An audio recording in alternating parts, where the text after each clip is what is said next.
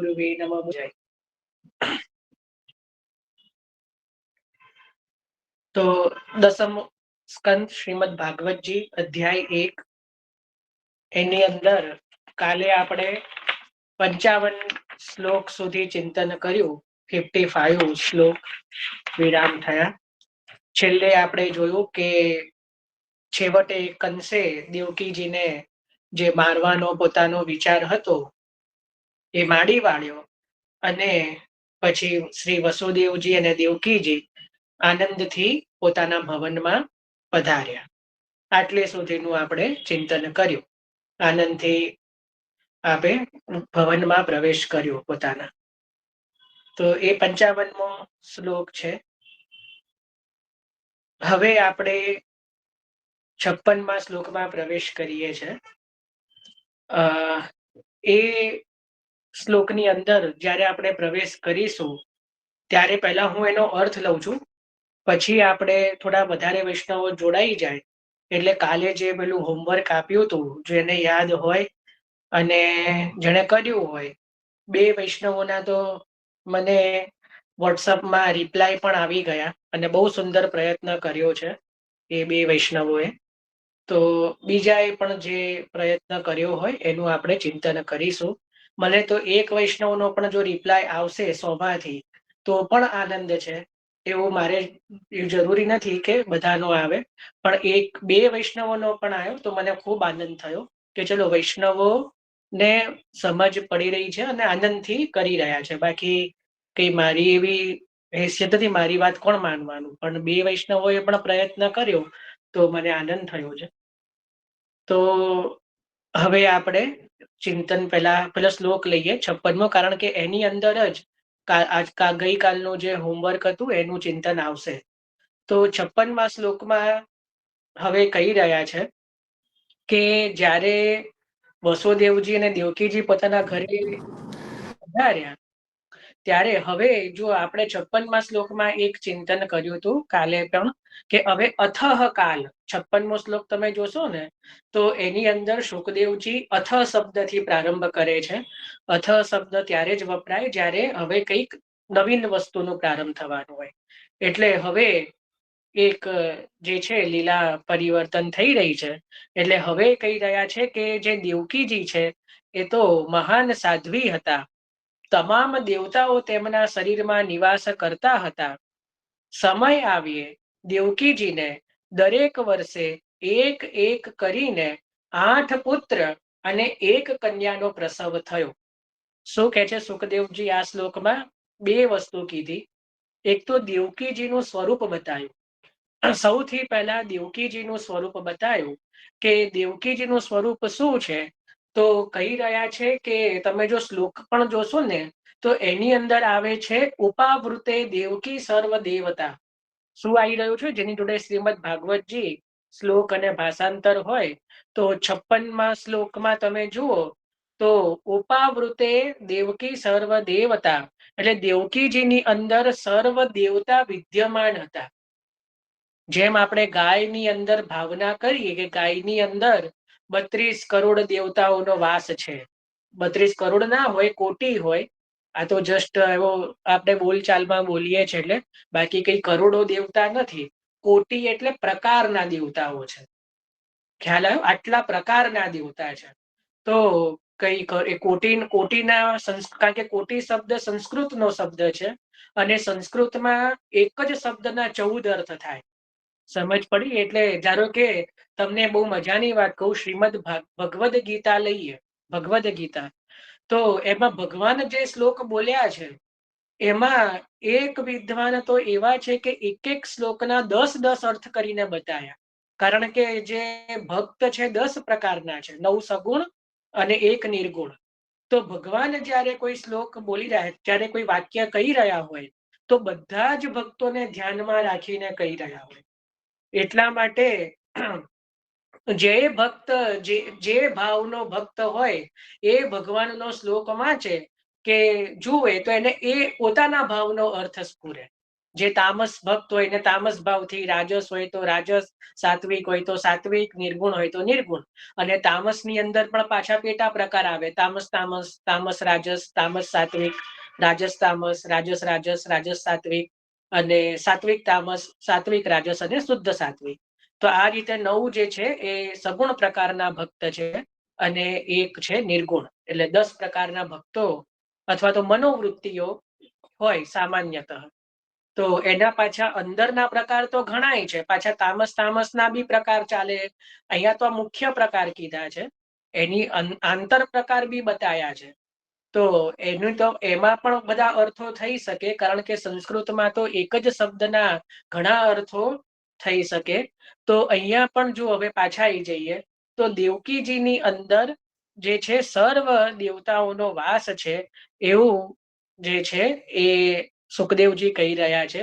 એટલે શ્રી મહાપ્રભુજી કહી રહ્યા છે કે દેવકીજી જે છે એ પણ પરમ ભક્ત છે. એટલે સૌથી પહેલા જે દેવકીજીનું સ્વરૂપ બતાવ્યું કે દેવકીજી કોઈ સામાન્ય નથી, જેની અંદર સર્વ દેવતાઓનો વાસ છે અને જેની અંદર સાક્ષાત ભગવાન જેના ગર્ભમાં પ્રવેશ કરવાના છે. એટલે એ કોઈ સાધારણ ન હોઈ શકે. એટલા માટે એ તો મહાસતી સાધ્વી હતા. આવું એટલા માટે કીધું કારણ કે હવે આગળ એવું કહેવાનું છે કે દેવકીજીને 8 પુત્ર અને 1 કન્યા, એ રીતે 9 સંતાનો થયા વસુદેવજી દ્વારા. બરાબર. એટલે કોઈ રખેણ એવું સમજી બેસે કે બહુ વિષયી હતા કે બહુ કામ લોલુપ હતા, એવું ન સમજે. એટલા માટે સુખદેવજીએ પહેલા સ્વરૂપ બતાવી દીધું કે ભાઈ દેવકીજી સાધારણ નહોતા. દેવકીજીની અંદર તો સર્વ દેવતાઓનો વાસ હતો અને સતી સાધ્વી હતા. આવો શબ્દ સુખદેવજી કહી રહ્યા છે. પછી કીધું કે જ્યારે વસુદેવજી સાથે વિવાહ કર્યા ત્યારે 8 પુત્ર અને 1 કન્યાનો પ્રસવ દેવકીજીને થયો. એટલે મહાપ્રભુજી અહીંયા કહી રહ્યા છે કે દર વર્ષે 1 ગર્ભ દેવકીજીને રહ્યો, એવું મહાપ્રભુજીનો મત છે કે જ્યારે વસુદેવજીના વિવાહ થયા એટલે દર વર્ષે 1 પુત્ર અને છેલ્લે કન્યાનો પ્રસવ એ રીતે થયો છે. તો અહીંયા હવે આના પછી જે 57મો શ્લોક આવે છે એમાં સુખદેવજી જે છે એ પ્રથમ પુત્રનું નામ પ્રગટ કરી રહ્યા છે. તો એમાં પ્રવેશ કરતા પહેલા આપણે કાલનું જે હોમવર્ક જે હતું એ હોમવર્ક શું હતું અને કેટલાએ પ્રયત્ન કર્યો છે એનો હેન્ડ રેઝ કરો, જેને ખબર છે, યાદ છે અને જેને કર્યું છે. તો એ હેન્ડ રેઝ કરો. પછી આપણે કોઈએ ડાયરેક્ટ અનમ્યુટ નથી થવાનું. ભાવનાબેન મ્યુટ જ રાખો, હું નામ બોલીશ. મારે જાણવું છે કે કેટલા વૈષ્ણવે એ એનું કર્યું છે. 2 વૈષ્ણવ થયા, હેમાબેન.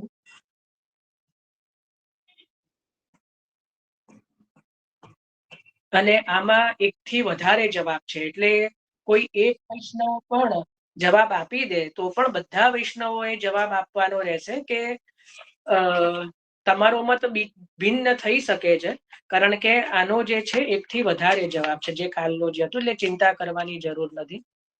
બહુ સુંદર. 4 વૈષ્ણવો. હજી પણ આગળ હોય તો હેન્ડ રેઝ કરજો. આપણે એક એક કરીને પ્રારંભ કરીએ છીએ.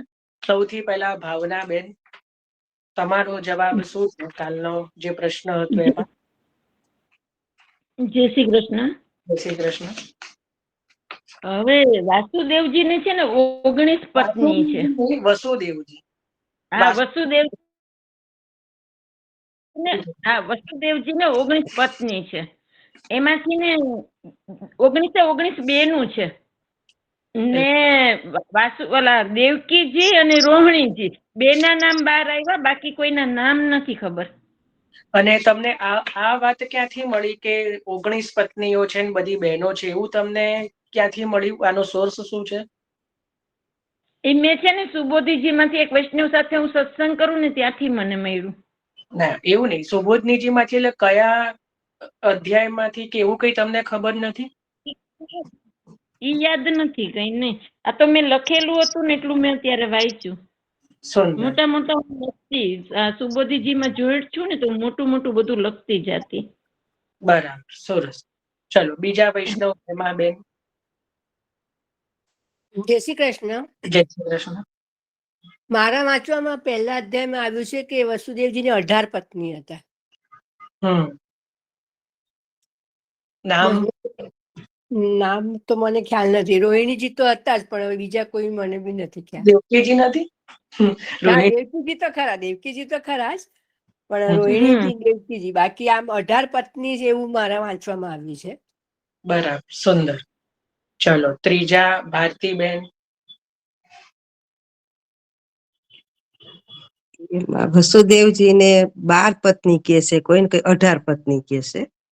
એમાં એક તો દેવકીજી અને રોહિણીજી.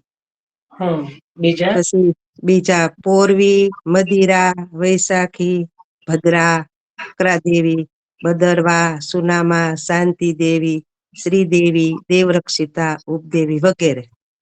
આ તમને સોર્સ ક્યાંથી મળ્યો? આ નામ ક્યાંથી મળ્યા? આપણે ડોંગરેજી મહારાજનું ભાગવત છે ને, એમાંથી. એમાં કયા અધ્યાયમાંથી કે એ કઈ ધ્યાનમાં છે?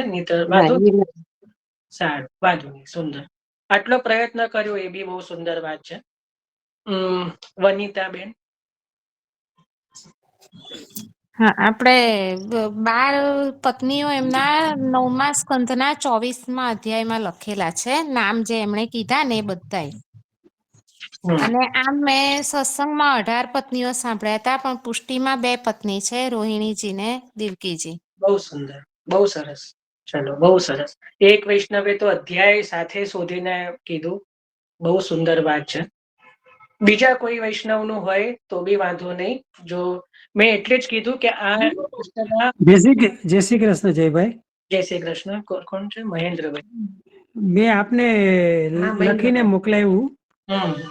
વસુદેવજીને 18 પત્નીઓ હતી.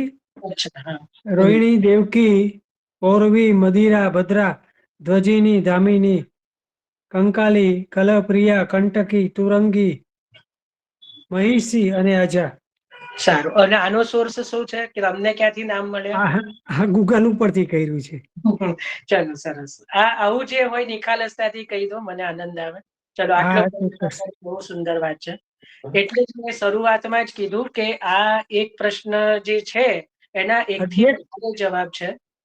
અધ્યાય ત્રીજો આખો વાંચ્યો, પણ ક્યાંય એમના ફક્ત એક વાક્ય મળ્યું કે તેમને 18 પત્નીઓ હતી, પણ નામ ક્યાંય ઉલ્લેખ નથી. સુખદેવજી બધું જ કે છે, એટલે જ એ આપણે બતાવીશું નામ સાથે, શ્લોક સાથે. આપણે તો હવામાં થોડી વાત કરવાની.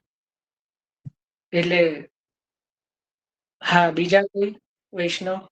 અચ્છા, ભાવનાબેને તો કહી દીધું. ઓકે, હા, સરસ સરસ. ચલો, બધા આટલો વૈષ્ણવોએ આટલો આનંદથી પ્રયત્ન કર્યો, અને જેને કર્યો બી હશે, કદાચ ન પણ મળ્યું હોય તો પણ વાંધો નહીં, પ્રયત્ન કર્યો એ જ બહુ મોટી વાત છે.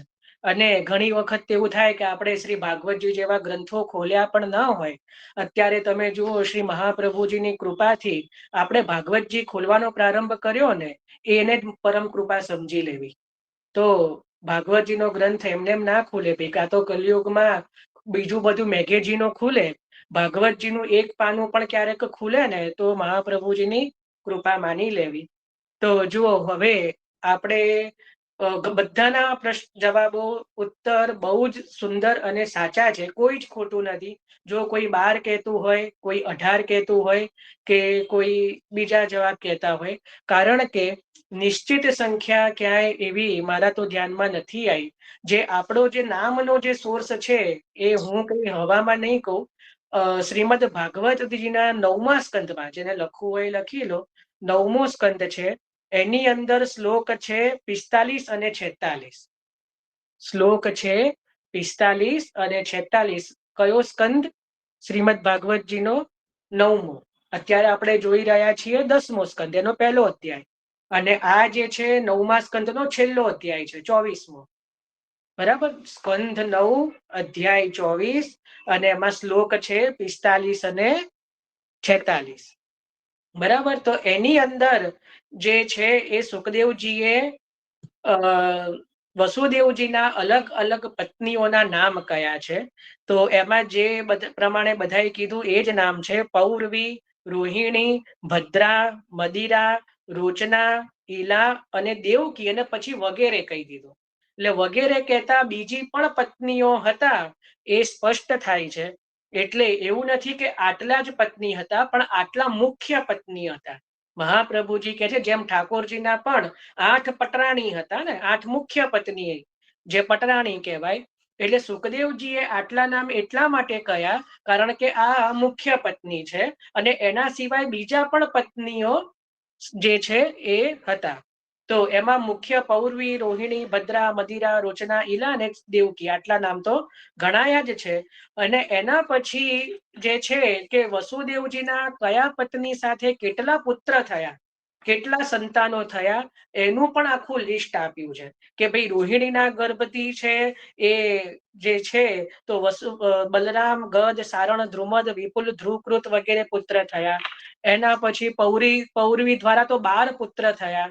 એના પછી મદિરા દ્વારા પણ 10 પુત્ર વગેરે થયા. તો આ રીતે ઘણા બધા પુત્રો જે છે જેની સંખ્યાની ગણના નથી એ પણ બધા થયા. આપણે એમાં નથી જતા, આપણે જે જવાનું છે કે દેવકીજીના, કારણ કે હવે 57મો જે શ્લોક આવશે એમાં દેવકીજીને જે પુત્ર થાય છે એના સુખદેવજી વાત કરી રહ્યા છે. તો આપણે દેવકીજીને જે પુત્રો થયા એના પણ નામ સુખદેવજીએ કયા છે.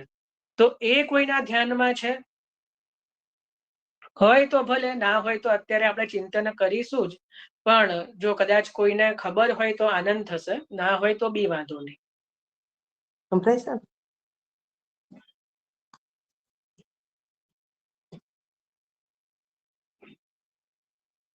વાંધો નહીં, કદાચ કોઈને ના બી ખ્યાલ હોય, આપણે સમય બહુ નથી લેતા. એના માટે હું તમને શ્લોક કહી દઉં. 24માં જ અધ્યાયમાં જે સ્કંદ 9 છે એમાં 24મો જ અધ્યાય છે. એની અંદર 52 થી લઈને 54 શ્લોક, 52 થી 54 લખી રાખો જેને અત્યારે લખવું હોય.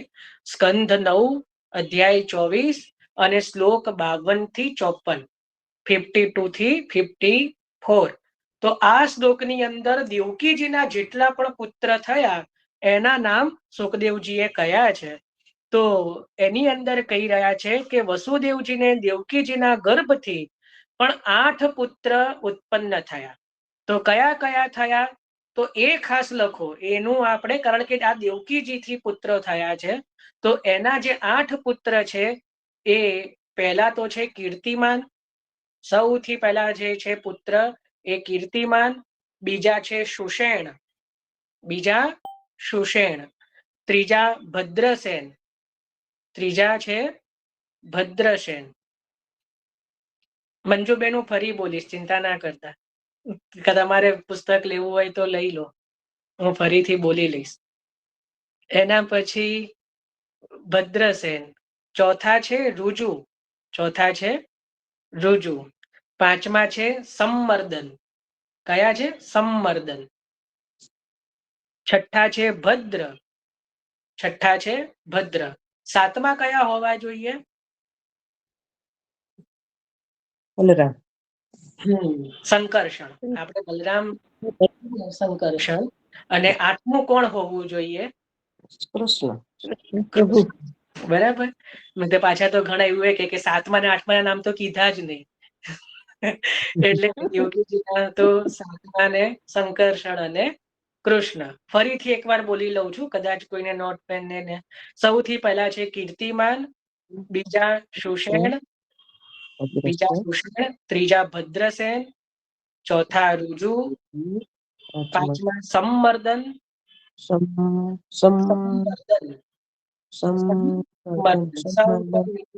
સૌ ઉપર મીંડું અને મર્દન. બરાબર, એટલે સંમર્દન. પછી ભદ્ર, છઠ્ઠા છે ભદ્ર, સાતમા છે સંકર્ષણ અને આઠમા તો ભગવાન સ્વયં કૃષ્ણ, ભગવાન શ્રી કૃષ્ણ. અને આ સિવાય એક પુત્રી જે થયા એ કોણ? સુભદ્રા. માયા. સુંદર, બહુ સુંદર. સુભદ્રા. બહુ સુંદર. બરાબર. તો એક જે પુત્રી થયા એ છે સુભદ્રા, જે આપણે રથયાત્રામાં કે જગન્નાથપુરીમાં જે પ્રભુની સંગે બિરાજે છે એ પ્રભુના બેન સુભદ્રા. બહન સુભદ્રા રાખી બાંધત. આપણે 2 દિવસોમાં ભૈયા દૂજના કીર્તનોમાં અને રક્ષાબંધનના કીર્તનોમાં સુભદ્રાજીનું વર્ણન આવે જ છે. જેને કીર્તનનો અભ્યાસ હોય તો જે છે એ સુભદ્રાજી પણ દેવકીજીના જ કન્યા છે અને ભગવાનના બહેન છે. બરાબર. એટલે આ રીતે કેટલા થયા? 8 પુત્ર અને 1 કન્યા. બરાબર. ટોટલ 9 સંતાનો જે થયા. આટલી ખબર પડી ગઈ ને. વસુદેવજીના પત્નીઓ પણ બહુપત્ની વ્રત એ સમયે તો હતું. ક્ષત્રિયો ને રાજાઓ ઘણા પત્નીઓને વરતા, ઘણા પત્ની કરતા. તો આટલા બધા જે છે સંખ્યા પણ જો ક્યાંય એવી મને નિયત ક્યાંય દેખાશે તો જરૂરથી કહીશ, પણ એમાં દરેક જગ્યાએ અલગ જ હોય છે, મારા ધ્યાનમાં છે. એટલે અહીંયા પણ સુખદેવજી વગેરે જ કહી રહ્યા છે. સંખ્યા નિશ્ચિત નથી કહી રહ્યા, પણ મુખ્ય પત્નીઓના નામ આપી રહ્યા છે. અને એ પત્નીઓથી જે સંતાનો થયા એનું નામ અને સંખ્યા બતાવી રહ્યા છે. અને આપણે તો મૂળમાં દેવકીજી જોડે થોડો વિશેષ સંબંધ હોવાથી આપણે દેવકીજીમાં એ કરીએ છીએ. તો હવે વૈષ્ણવોને આટલું તો ક્લિયર થયું. એટલે હવે હું કીર્તિમાન શબ્દ હવે આગલા શ્લોકમાં બોલીશ. તો હવે ગભરાવાનું નહીં, કારણ કે દેવકીજીના પ્રથમ પુત્રનું નામ છે એ હવે આપણને ખબર છે. બરાબર ને? કઈ દેવકીજીના પ્રથમ પુત્રનું નામ છે કીર્તિમાન. ચલો, તેમનું નામ હવે આવશે 56મા શ્લોક 57મા શ્લોકમાં. તો હવે આપણે કહીએ છીએ કે વસુદેવજીને દેવકીજીને પહેલા પુત્ર થયા જેનું નામ હતું કીર્તિમાન. વસુદેવજીએ તેને લાવીને કંસને આપી દીધો. આવું કરતા તેમને દુઃખ તો અવશ્ય થયું, પરંતુ તેનાથી પણ વધારે દુઃખ એ વાતનું હતું કે ક્યાંક મારું વચન અસત્ય ન થાય. જુઓ, જ્યારે વસુદેવજીને પ્રથમ પુત્ર થયો એનું નામ થયું કીર્તિમાન. અને એ કીર્તિમાન જે થયો એને કોઈ, કારણ કે પોતાના પુત્રને મારવા માટે આપવો કયા પિતાનો જીવ ચાલે? પણ એને એ દુઃખ તો હતું જ, પણ એનાથી વધારે દુઃખ જે હતું કે મારું જે વચન છે એ ખોટું ના જાય. પહેલા તો પ્રાણ જાય પણ વચન ન જાય, એવી રીત હતી. તો વચન આપ્યું એટલે આપ્યું. પોતાના પુત્રને આપવા માટે જે વચન આપ્યું છે કે 8મો નહીં, હું તો મારા બધા પુત્રો કંસ તને આપીશ, એટલે એ જે વચન આપેલું છે એ પાળવા માટે વસુદેવજીએ એ પોતાનો જે પ્રથમ પુત્ર જેનું નામ કીર્તિમાન છે એ લાવીને કંસને સોંપ્યો. બરાબર. કારણ કે એનાથી પણ વધારે દુઃખ એ છે કે મારું વચન જે છે, જે મારી ઇમ્પ્રેશન છે, મારી શાખ છે, કે જે આ સત્યવાદી છે એ ક્યાંક મિથ્યા ન થવી જોઈએ. કારણ કે સત્પુરુષ, અહીંયા પહેલા પણ જોયું કે વસુદેવજી માટે સત્પુરુષ શબ્દ જે છે એ બધે વાપરી રહ્યા છે. મહાભાગ, સત્પુરુષ, તો આ બધા એમના લક્ષણો હોવાથી પોતાના પુત્રને પણ મારવા માટે કંસને સોંપે છે, પરંતુ પોતાના વચનને મિથ્યા કરી રહ્યા નથી. એટલે હવે આગળ કહે છે સુખદેવજી 58મા શ્લોકમાં કે હે પરીક્ષિત, સત્યપ્રિય પુરુષો શું નથી સહન કરતા? જ્ઞાનીઓને કઈ વાતની અપેક્ષા હોતી નથી. નીચ પુરુષો બુરામાં બુરું કામ પણ કરી શકે છે, અને જે જીતેન્દ્રિય છે, એટલે જેને સર્વ ઇન્દ્રિયો જીત્યા છે, જેમણે ભગવાનને હૃદયમાં ધારણ કરીને રાખ્યા છે, તે તો સર્વનો ત્યાગ કરી શકે છે. જો કેટલી મોટી વાત કરી કે જે સત્પુરુષો હોય એ કેટલું કઈ પ્રકાર સુધી, કઈ હદ સુધી દુઃખ સહન કરે એનું કોઈ વર્ણન કરી શકતું નથી. એટલા જ માટે ઘણીવાર ઘણા લોકોને એવી ફરિયાદ હોય કે મારા જેવું દુઃખ તો કોઈએ ભોગવ્યું જ નથી. ઘણાને એવું હોય કે આમની સાથે લગ્ન થયા એટલે પછી તો જે દુઃખ પડ્યું છે એ તો કોઈએ મારા જેવું તો જો, બધાના મુખેથી એક જ વાત હોય કે ભાઈ આવું દુઃખ તો હું હતી તો સહન કરી લીધું, કે હું હતો તો સહન કરી લીધું, પણ બીજું કોઈ હોત તો થાત જ નહીં. એવું દરેકને એવી ભ્રાંતિ હોય, પેલી ઉદાહરણા હોય, અને બધા પોતાની રીતે સાચાય હોય. કારણ કે કોઈનું જીવન સરળતાથી જઈ જ ના શકે, કારણ કે એટલા જ માટે આપણે ભૂતલ ઉપર આવ્યા છીએ. નહીતર તો ક્યાંય આનંદથી વિહરતા હોત. તો સુખ દુઃખનો સામનો કરવા માટે તો આપણે બધા આ મૃત્યુ લોકમાં જ આવ્યા છીએ. તો અહીંયા પણ જો વસુદેવજી જેવા પરમ ભાગવત, પરમ ભક્ત કે જેમના પત્ની દેવકીજી, જેમની અંદર તો સર્વ દેવતાઓનો વાસ છે, જેવું સુખદેવજી કહી રહ્યા છે, છતાં પણ કેટલું દુઃખ સહન કરી રહ્યા છે કે પોતાના પુત્રને એક અસુરના હાથે પોતાને સોંપવો પડી રહ્યો છે. એનાથી વધારે દુઃખ શું હોય?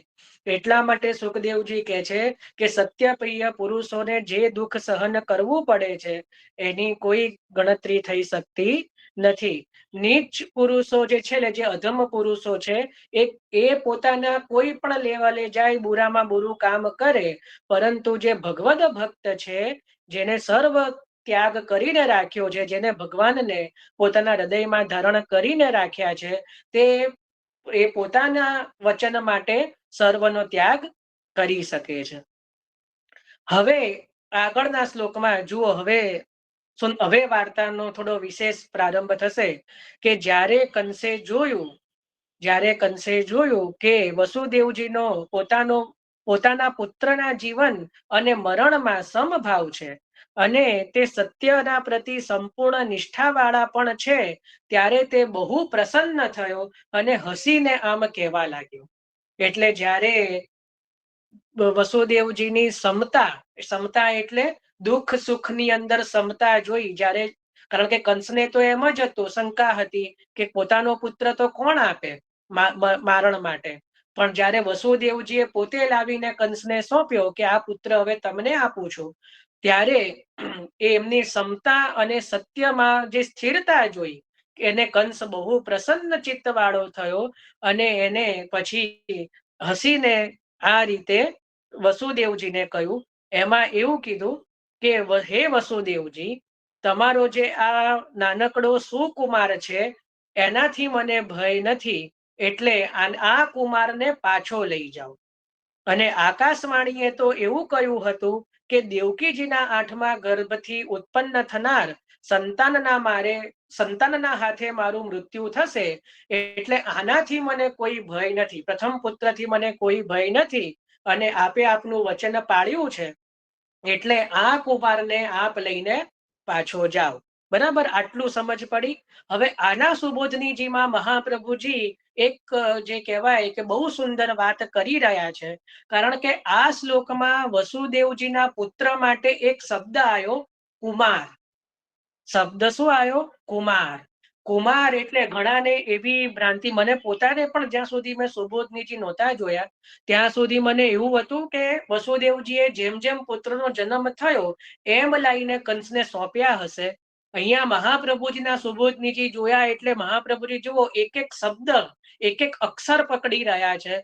મહાપ્રભુજીએ કીધું કે અહીંયા વસુદેવજીના પુત્ર માટે કંસે કુમાર શબ્દ કેમ વાપર્યો?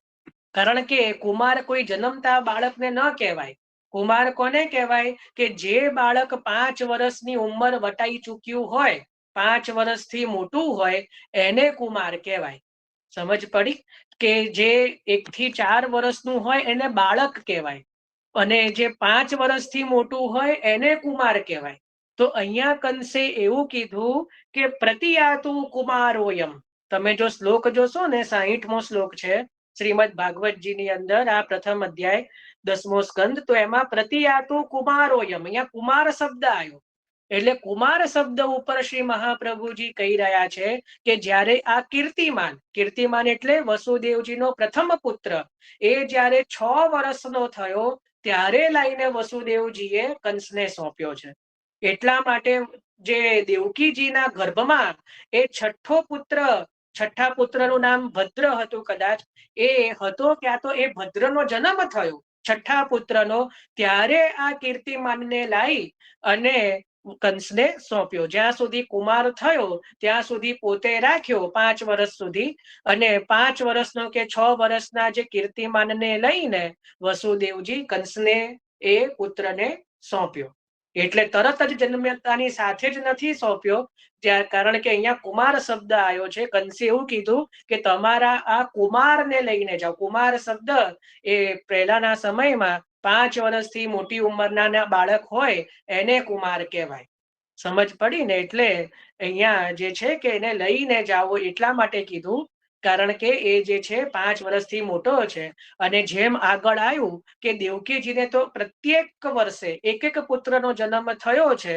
એટલે જ્યારે વસુદેવજી આ કુમારને લઈને આવ્યા, કીર્તિમાનને લઈને આવ્યા, ત્યાં સુધીમાં ભદ્ર સુધી એટલે પહેલાથી લઈને 6ઠ્ઠા પુત્ર સુધી નો જન્મ થઈ ચૂક્યો છે. સમજ પડી? મહાપ્રભુજી એક બીજું પણ બહુ જબરજસ્ત પ્રમાણ આપી રહ્યા છે કે ક્ષત્રિયોમાં એવો રિવાજ હોય છે કે 13મા દિવસે નામકરણ કરે. 13મા દિવસે નામકરણ કરે. જે નામ પાડે બાળકનું એ 13 દિવસ પછી પાડે. કારણ કે ક્ષત્રિયોમાં જે સૂતક લાગે, પિંડરું લાગે, એ 12 દિવસનું લાગે. આપણે જે વૈશ્ય હોય એને 15 દિવસનું લાગે, બ્રાહ્મણ હોય એને 10 દિવસનું લાગે. તો જે એ જ્યારે ઉતરે પછી જ નામકરણની પ્રક્રિયા કરવાની હોય છે.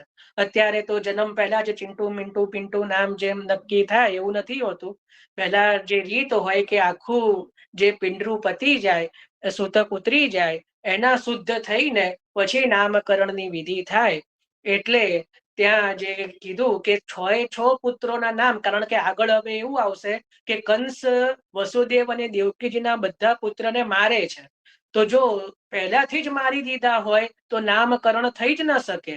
અહીંયા તો જો સુખદેવજી નામ ગણાઈ રહ્યા છે એનો અર્થ એ કે બધાનું નામકરણ થયું છે. સમજ પડી ને? અને અહીંયા કુમાર કીધા એટલે 6 વર્ષના કીર્તિમાન હોય તો દરેક વર્ષે એક પુત્રનો જે જન્મ થઈ ચૂક્યો હોય એટલે 6 પુત્રનો નામકરણ થઈ ચૂક્યું છે. એટલા માટે સુખદેવજીએ બધા પુત્રનું જે નામ છે એ બતાવ્યું છે. સમજ પડી ને? આ થોડુંક વિશેષ રહસ્ય છે કે જે મહાપ્રભુજીએ સુબોધનીજીમાં બતાવ્યું છે. સામાન્યતઃ શ્રી ભાગવતજી વાંચીને ખ્યાલ ન આવે, આ મહાપ્રભુજીએ વિશેષ રૂપે સુબોધનીજીમાં બતાવ્યું છે. ત્યારે વસુદેવજીએ જ્યારે કે રીતે કીધું કે એને લઈને પાછા જાઓ, ત્યારે વસુદેવજીએ કહ્યું કે બરાબર છે. અને એ પોતાના બાળકને લઈને પાછા આવ્યા. પરંતુ તેમને ખબર હતી કે કંસ બહુ દુષ્ટ છે અને તેનું મન તેના હાથમાં નથી. તે ગમે તે ક્ષણે બદલાઈ જનારો છે. તેથી તેમણે કંસની આ વાત ઉપર વિશ્વાસ કર્યો નહીં. એટલે પહેલા તો જ્યારે કીધું કે એને લઈને જાઓ એટલે આ તો વિપત બીજી ટળી. એટલે બરાબર કહીને વસુદેવજી પોતાના પુત્રને લઈને પાછા પોતાના ભવનમાં આવી ગયા. પરંતુ આપ ભક્ત છે એટલે થોડું જાણી ગયા આવનારા જે વિપત્તિને. એટલે એમને અંતઃકરણથી જ ખબર પડી ગઈ, એક સિક્સ સેન્સ આપણી ભાષામાં થઈ ગઈ કે આ તો આમે દુષ્ટ છે અને દુષ્ટ તો ક્યારે બદલાય એની બહુ ખબર નહીં, એની બુદ્ધિ ક્યારે ચલિત થાય એ કઈ કહેવાય નહીં. એટલે એની વાત ઉપર બહુ વિશ્વાસ મૂક્યો નહીં. એટલે વસુદેવજીને પણ કઈ બહુ વિશ્વાસ ના આવ્યો કે આ કઈ આટલો બધો દયાવાન છે નહીં જેટલું એ પોતાને બતાવી રહ્યો છે. એટલે ગમે ત્યારે એ બદલાઈ શકે. એટલે કંસની વાત ઉપર બહુ વિશ્વાસ કર્યો નહીં. એટલે અત્યારે આપણે આજે 61માં જે શ્લોક સુધી રાખીએ છે. આજે આપણે 56, 57, 58, 59, 60 ને 61 6 શ્લોક જોયા છે. બરાબર? એની અંદર આપણે વસુદેવજીના અલગ અલગ પત્નીઓનો ચિંતન કર્યું. બાળકો, દેવકીજીના બાળકોના નામ આજે આપણે જાણ્યા. એના પછી જે છે કે એક આ રહસ્ય જોયું કુમાર શબ્દ દ્વારા કે જે ભાઈ કઈ રીતે વસુદેવજીને એ બાળકને સોંપ્યો અને જે કંસે જે બાળક પાછો આપ્યો અને એ બાળકને લઈને વસુદેવજી પોતાના ભવનમાં પાછા આવ્યા. તો પણ મનથી તો આપ જાણી જ ગયા કે આ જે છે એ બહુ વિશ્વાસ લાયક નથી. તો આટલે સુધી આપણે આજે રાખીએ છીએ 61માં શ્લોક સુધી. કાલે હવે નારદજી પધારશે. નારદજી પધારે એટલે કંઈક નવું થાય તો એ આપણે એનું કાલે ચિંતન કરીશું. કાલે નારદજી કંસને મળવા પધારે છે ત્યારથી આપણે કાલે ત્યાંથી પ્રારંભ કરીશું 62માં શ્લોકથી. તો